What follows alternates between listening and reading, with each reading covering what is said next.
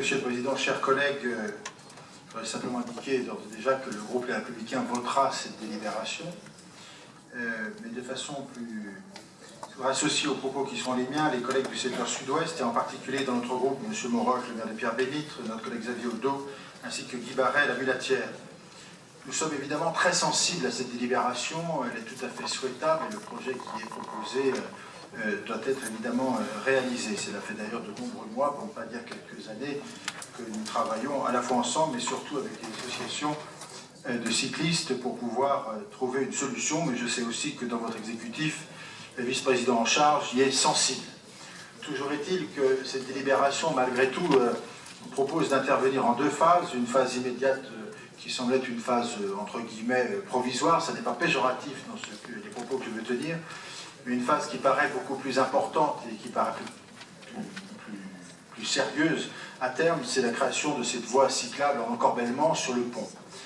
Nous savons qu'elle fait l'objet d'un cofinancement, car son coût n'est pas tout à fait négligeable, mais que jusqu'à maintenant, ce financement n'a pas été trouvé. Peut-être il faut aussi qu'il s'inscrive dans la convention de fonction d'agglomération et de centralité avec la région Rhône-Alpes, et espérons qu'à partir prochainement, nous ayons une écoute attentive de la région pour réaliser ce projet. Mais au-delà de tout cela, je voudrais soulever deux points.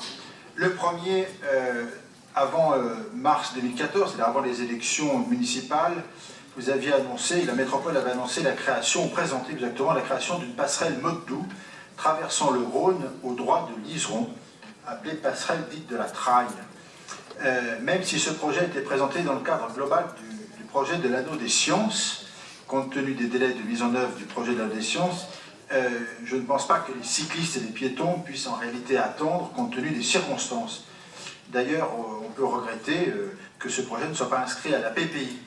Peut-être faut-il repenser cela, d'autant plus qu'il s'inscrit, me semble, ce projet-là, en particulier présenté dans le cadre de l'aménagement de cette passerelle, il s'inscrit aussi dans le cadre de la Via Rona, qui est cette continuité cyclable permettant également d'aborder la rive droite du Rhône, puisque l'on sait que sur la rive gauche, il y a des difficultés pour réaliser cet ouvrage.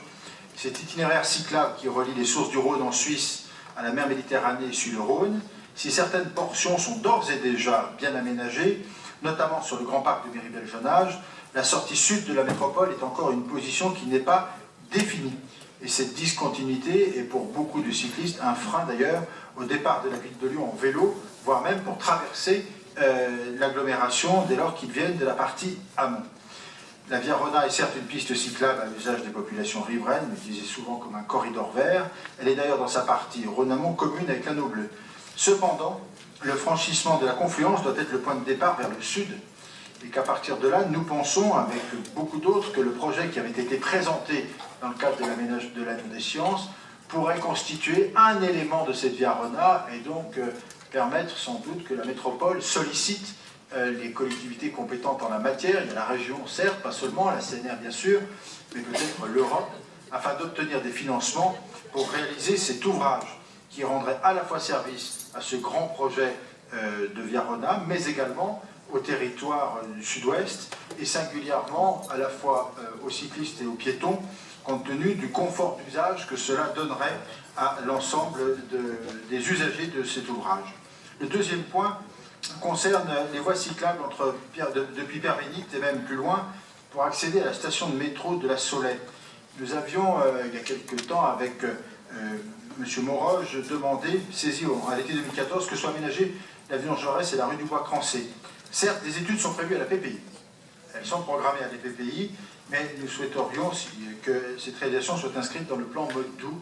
Je pense que là aussi, elle rendra un service à tous les gens qui sont sur la rive droite du Rhône, dans la partie sud, et qui veulent utiliser la station de métro, de pouvoir accéder par ce moyen-là, de façon sécurisée, à la station elle-même.